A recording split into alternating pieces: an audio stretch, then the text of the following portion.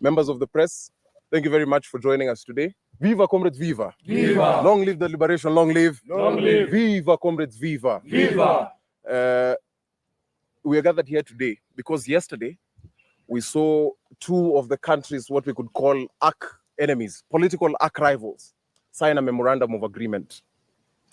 We are here to acknowledge and rend our unwavering support to that MOU that was signed between the largest political parties.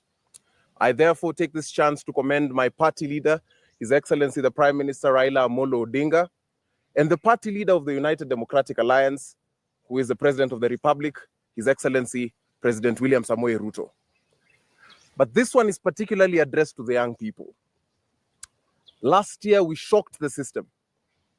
And with the signing of this MOU, we must now finish what we started. You see, we took to the streets, not out of anger, but out of necessity.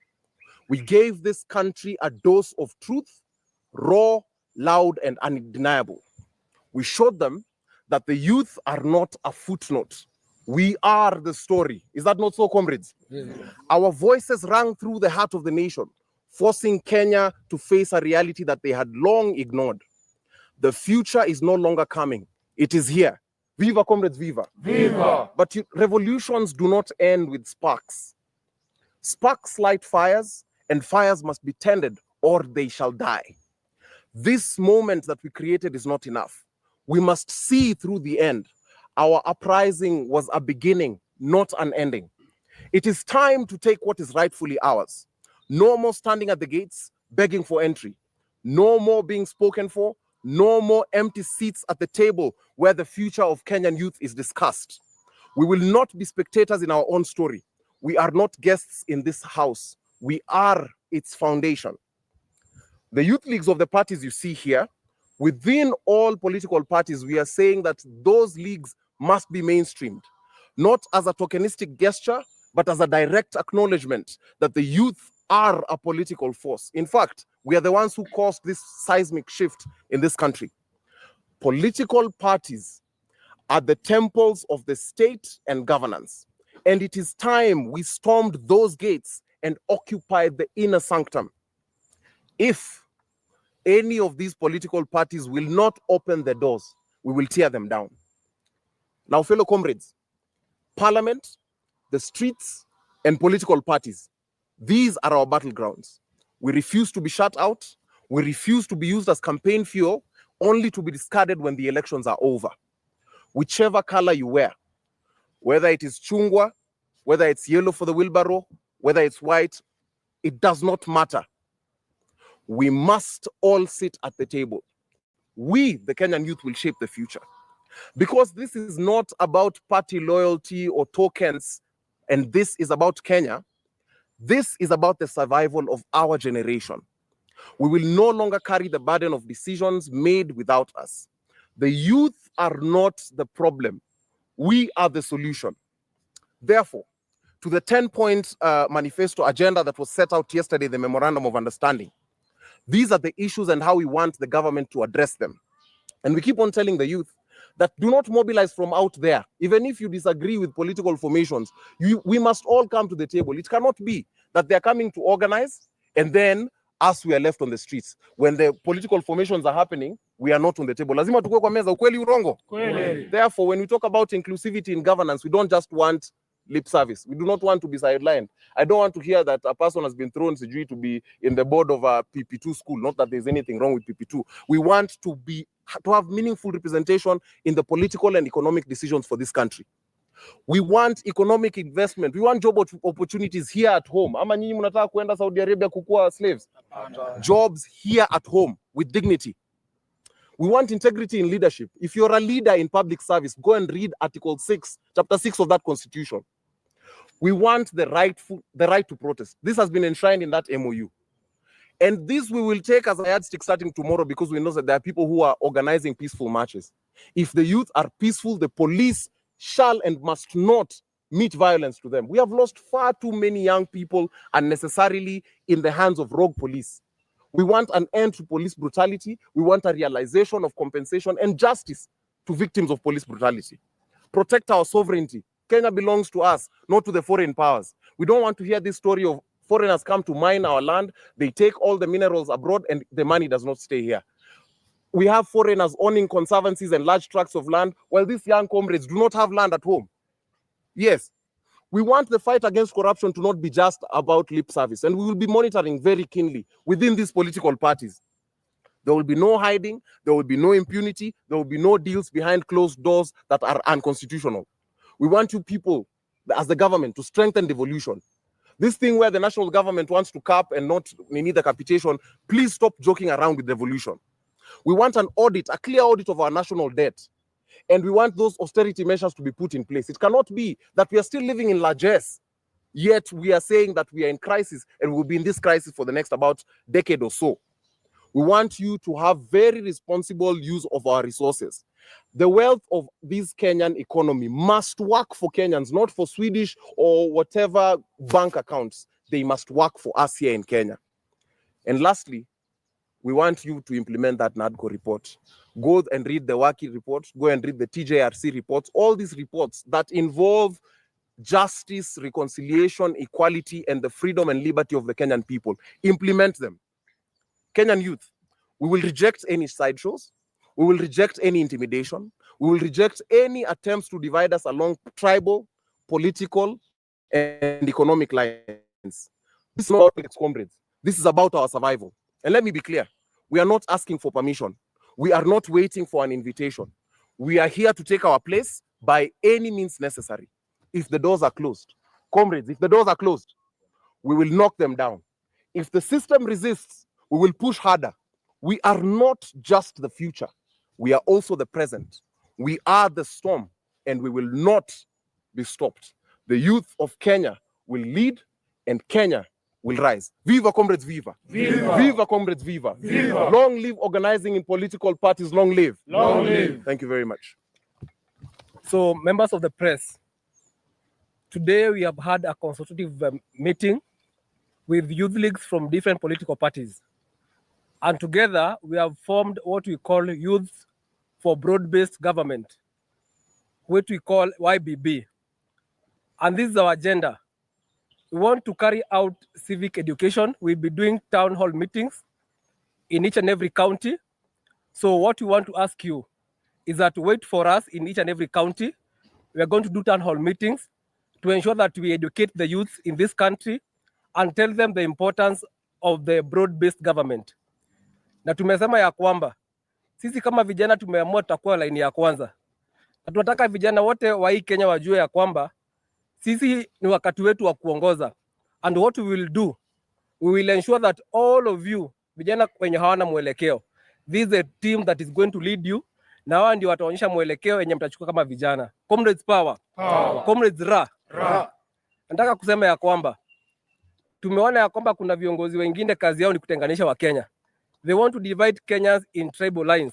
Sisi kama vijana tumesema hiyo mambo tumekataa. Tumekataa vijana ama tujakataa? Tumekataa. Na nataka kuambia hao viongozi ambao kazi yao kila wakati ni kusema hii section na hii section.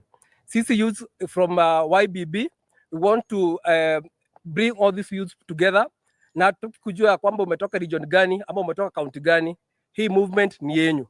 And we'll ensure that all the interests ambapo tuliona from the broad-based government, from the 10-point agenda, hiyo mambo ya youth will be the ones spearheading that program, and we want all the leaders in this country who are in the spirit of the broad-based government give us an opportunity as the youth of this country so that we can work together.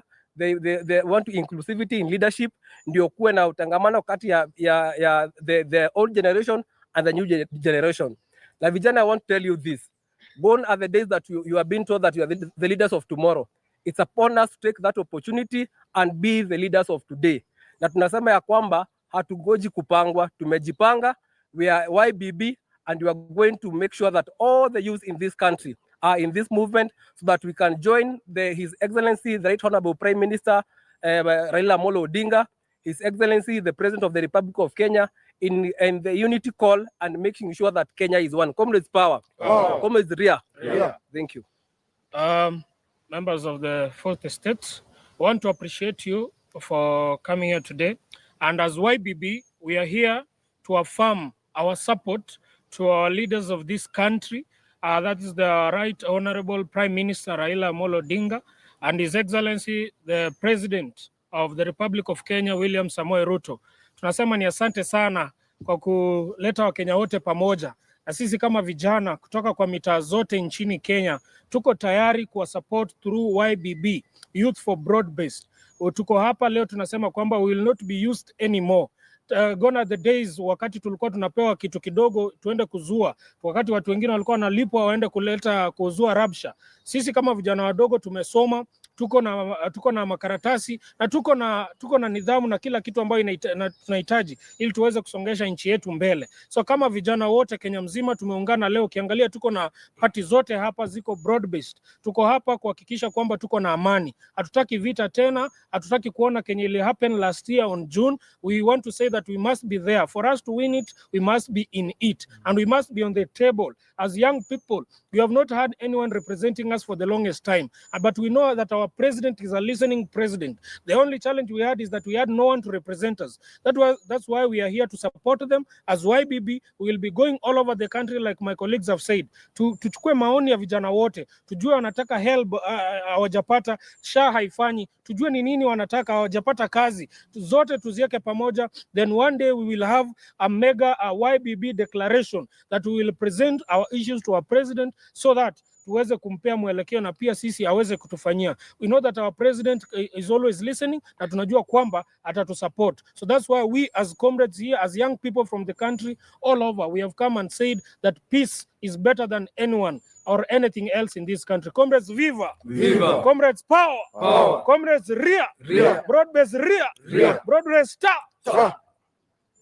Viva, comrade, viva! Viva! Viva, comrade, viva! Viva! As you can see, my name is Linda Chepkoech, and I appreciate the merger that was signed yesterday, the memorandum that contained the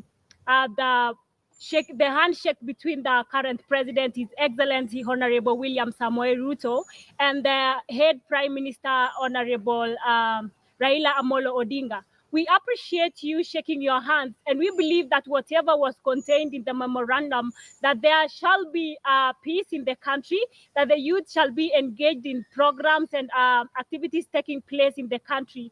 Then if it was for the betterment of the people in the country, then we appreciate it. And we hope that it shall come into fulfillment. Comrades, viva! Viva! Viva, comrades, viva! Viva! We hope that we'll be given tenders to do as well as youth.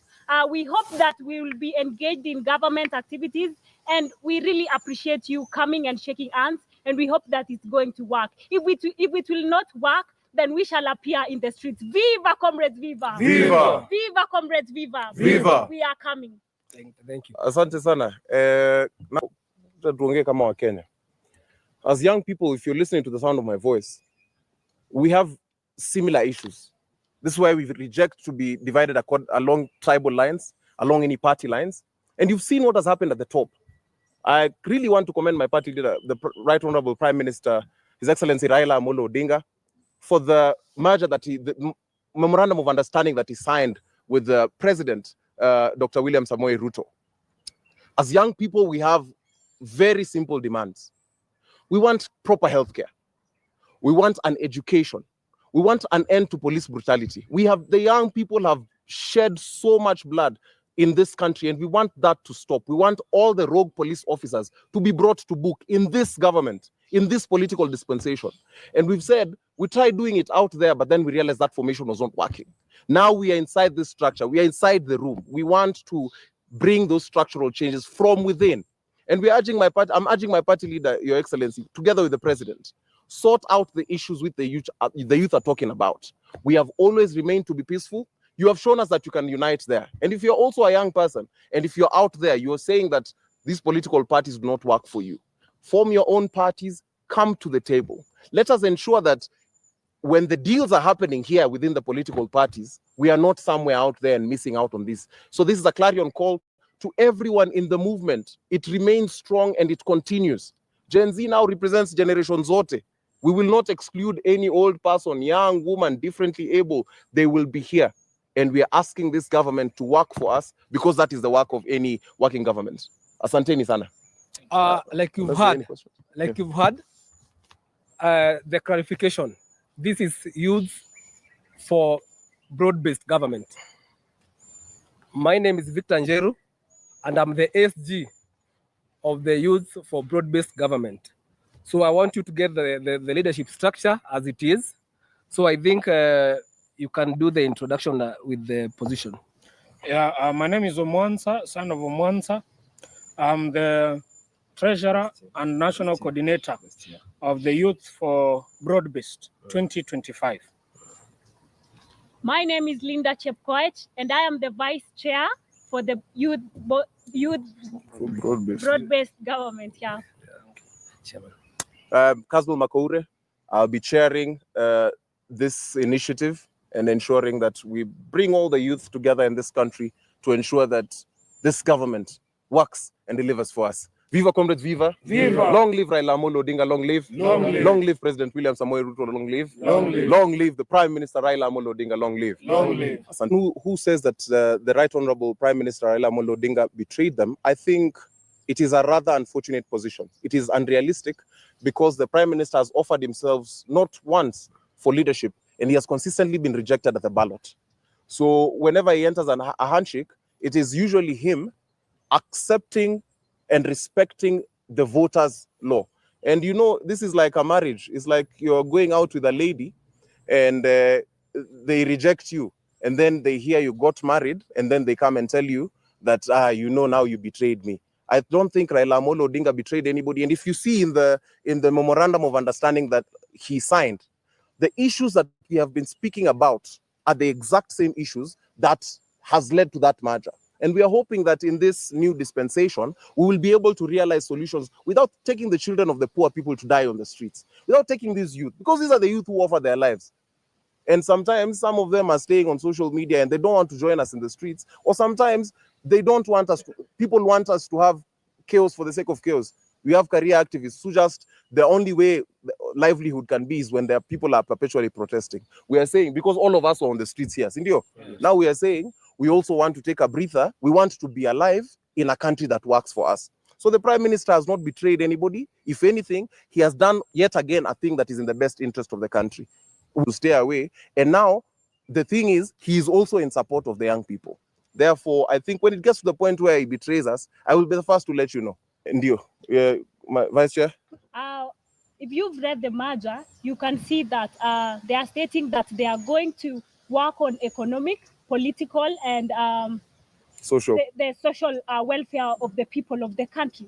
So in terms of accountability, the current president, His Excellency Honorable William Samoei Ruto, and then Prime Minister Honorable Raila Amolo Odinga, then they are going to work together to ensure that there will be accountability in terms of answering issues to deal with social, political, and economic as well. Yeah. Yes. Like Izombino, as you've asked, the Prime Minister is doing nothing that he has not done before. He has gone to the streets. If anything, he went to the streets. He's consistently gone to the streets for Finance Bill 2023. Then we joined him on the streets for 2024. Now, because we've done protests and we've gotten an audience, because remember previously, there were people who were talking about shareholding, who did not want, they were calling us Watu ya Kelele when we were doing Jar Revolution and Sufuria Revolution. Now we've gotten a chance at the table. That's what we are saying, that now we are embracing this dialogue approach. And that's why you even see at the end, they talk about the NADCO. If the dialogue fails, The streets cannot be closed. But I believe that this process will bear fruits for the Kenyan. Ndio. I'll answer the first question saying that you asked if this would be the right time for Baba to vie for presidency. It has always been the right time for Baba to vie for presidency. But we, the people who claim that he is mtetezi wa wanyonge, have consistently failed him. We have consistently turned our backs. So there's no promise which you can make to Raila Odinga that we've not made to him 5 times. So we are saying, and right now would be the best time because he would have sided with us and shaken this government and taken it over. But he chose to be a statesman and he put his interests aside for the stability of the country. And therefore, he's not after power. I think he already has enough influence in this country and he can get whatever it is that he wants. This one is for the stability of the nation. On the second one, I agree with you that there are only 2 tribes in Kenya, the haves and the have-nots. And that's why we are uniting and saying we will not be divided according to any other facet. We want to unite. We do not care about your creed, your religion, your race, your tribe, your gender. All of us understand that this is a class struggle. And once we do this together, that's when we will achieve the results. And this one is not even, of course, it is more nuanced, but we can do it together. This is just a beginning, and we will reach out to youths across the entire country, even the ones who currently sometimes might disagree with us. We will reach out to all of them. If there is a broad-based government, that government must serve the youth, and we are the youth.